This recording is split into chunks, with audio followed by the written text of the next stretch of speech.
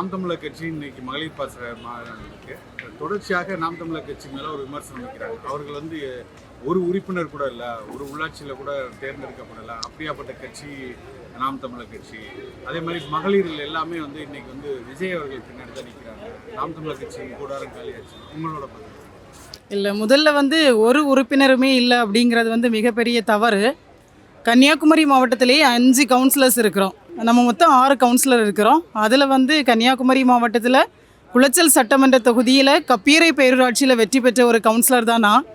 முழுக்க முழுக்க நாம் தமிழர் கட்சி விவசாயி சின்னத்தில் நின்று தான் வெற்றி பெற்றேன். அதனால் இங்கே யாருமே இல்லைங்கிறது ஒரு தவறான செயல்.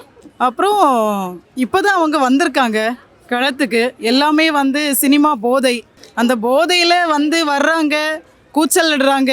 அவங்க பேசுகிறதுல ஒரு தெளிவு இருக்கான்னு பார்த்தீங்கன்னா நிச்சயமாக தெளிவே கிடையாது. கூச்சலிடுறாங்க, ஏதோ பேசுகிறாங்க, அவ்வளோதானே தவிர வந்து சினிமா போதையில் வர்றாங்களே தவிர அரசியல் தெளிவிலையோ கொள்கை தெளிவிலையோ வரலை. நாம் தமிழர் கட்சியில் பார்த்தீங்க அப்படின்னா எல்லாருமே அரசியல் தெளிவோட கொள்கை தெளிவோட ஒரு புரட்சியை நோக்கி வந்து பயணிக்கிற மகளிர் தான் இவங்க எல்லாருமே. இன்றைக்கி நிறைய பேர் வந்திருக்காங்க. எனக்கு மிகுந்த மகிழ்ச்சி. ஏன்னா நானும் வந்து அரசியல் பின்புலம் கொண்ட ஒரு குடும்பத்துலேருந்து வரல. நான் இந்த அரசியல் தளத்துக்குள்ளே வரும்போது என்னை சுற்றி இருந்தவங்க யாருமே என்னை என்கரேஜ் பண்ணலை. நாம் தமிழர் கட்சியில் இருக்கிறவங்க தவிர, என் கணவர் தவிர்த்து என்னுடைய குடும்பத்தில் இருந்தவங்க, என்னுடைய தாய் தகப்பன், என்னுடைய மாமனார் மாமா இல்லை மாமியார் எல்லாருமே எப்படி இருந்தாங்கன்னா, அரசியல் வந்து உனக்கு தேவையாங்கிற மாதிரி கேள்விகளை எழுப்புகிற ஒரு சமுதாயத்திலேருந்து, ஒரு குடும்ப பின்புலத்திலேருந்து வந்தவள் தான் நானும் கூட. ஆனால் இன்றைக்கி நம்ம எவ்வளவு பயணிக்கிறோம்னா, அவ்வளோ ஒரு ஆசையோட இந்த தமிழ்நாட்டில் ஒரு பெரிய அரசியல் மாற்றத்தை உண்டாக்கணும் அப்படிங்கிற ஒரு ஆசையோட, எதையெல்லாம் நம்ம தவறாக காண்கிறோமோ அதெல்லாம் திருத்தணுங்கிற ஒரு ஆசையோட களத்தில் நிற்கிறவங்க தான் இந்த மகளிர் எல்லாருமே. அதனால அவங்களுக்கும் இங்கே இருக்கக்கூடிய மகளிருக்கும் ஒரு பெரிய வித்தியாசம் இருக்குது. அது வந்து எல்லாருக்குமே தெரியும். தெரிந்தாலும் என்ன செய்கிறாங்கன்னா, நம்ம தொடர்ச்சியாக எல்லாரையும் எதிர்க்கிறோம் இல்லை, எல்லா அரசியல் கட்சிகளையும் எதிர்க்கிறதுனால அவங்க நம்மளை வந்து தவறாக சித்தரிக்கிறாங்களே தவிர உண்மை வந்து இந்த தமிழ்நாட்டில் இருக்கக்கூடிய அரசியலை உற்று நோக்கக்கூடிய எல்லாருக்குமே தெரியும்.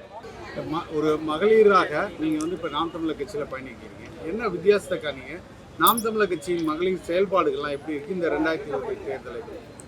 நாம் தமிழர் கட்சியில் ஃபஸ்ட்டு பார்த்தீங்கன்னா ஒரு நல்ல பாதுகாப்பு. எல்லாருமே நமக்கு அவ்வளோ மரியாதை கொடுப்பாங்க. ஒரு தங்கச்சியா, ஒரு அக்காவா, அவ்வளோ மரியாதை கொடுப்பாங்க. எந்த இடத்துலையும் நம்மளை பாதுகாப்பாக அழைத்து செல்வாங்க.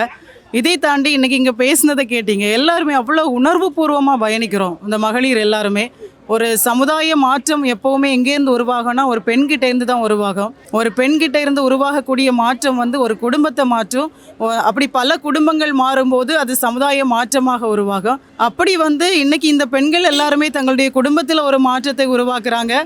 அந்த மாற்றம் நிச்சயமாக சமுதாயத்திலும் ஒரு பெரிய மாற்றத்தை உருவாக்கும். இப்போ 2026 தேர்தலுக்கு கன்னியாகுமரி மாவட்டம் வந்து மிக அதிகமான அளவில் வந்து தொடர்ச்சியாக வேட்பாளராக நீங்கள் களமிறங்கி வேலையில் செஞ்சுருக்கீங்க.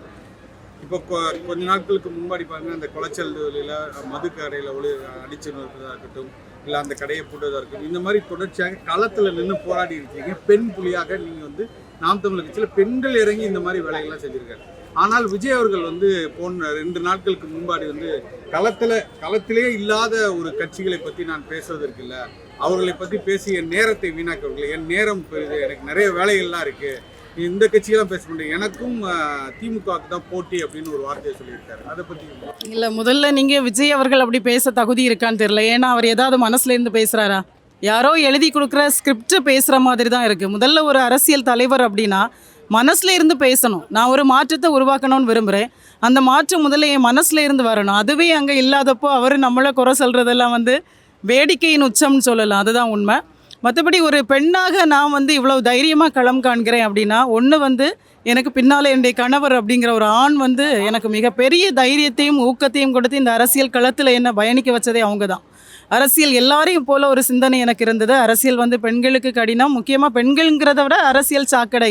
அது நம்ம பொதுவாக ஒரு நல்ல குடும்பத்தில் வாழ்கிறோன்னா என்ன நினைப்போம், அந்த சாக்கடையில் நம்ம குதிக்க வேண்டாம்னு நினைப்போம். இந்த சிந்தனை எனக்கு இருந்தது. எனக்கு அந்த தெளிவை கொடுத்தது வந்து என்னுடைய கணவர். என்னென்னா, படித்தவர்கள், பண்பட்டவர்கள், நல்ல சிந்தனை உள்ளவர்கள் இந்த அரசியலில் வரலைன்னா நம்ம விரும்பாதவர்கள் நம்ம ஆட்சி செய்வாங்க. இதை வந்து எனக்கு புரிதலை உருவாக்குனாங்க. களம் எனக்கு வந்து கடினமாக இல்லை. ஏன்னா ஒரு பெண்ணாக நான் நிற்கிறேன்னா, அந்த இரணியல் மதுக்கடை போராட்டத்தில் நீங்கள் பார்த்துருப்பீங்க, எனக்கு பின்னால் அவ்வளோ ஆண்கள் நின்னாங்க. அதான் கேட்டிங்கல்ல, இதுக்கு முன்னாடி கூட கேள்வியில் கேட்டீங்க, ஒரு பெண்ணாக வந்து நீங்கள் இந்த நாம் தமிழர் கட்சியில் என்ன மாற்றத்தை பார்க்குறீங்கன்னு. பெண்ணை அடிமையாக வைக்கணும், வீட்டுக்குள்ளே பூட்டி வைக்கணும்னு நினச்ச இடத்துல ஒரு பெண்ணை வந்து வேட்பாளராக அண்ணன் அறிவிக்கும் பொழுது என்ன முன்னால் விட்டு அத்தனை ஆண்கள் பின்னால் நிற்கிறது தான் இந்த கட்சியோடைய அழகு, எங்களுடைய வெற்றி. நான் தனியாக போய் நிற்க முடியாது. நான் தனியாக போய் அந்த மதுக்கடைக்கு எதிராக ஏதாவது போராட்டம் பண்ண முடியுமா? பண்ணலாம், ஆனால் பிரயோஜனமே இருக்காது.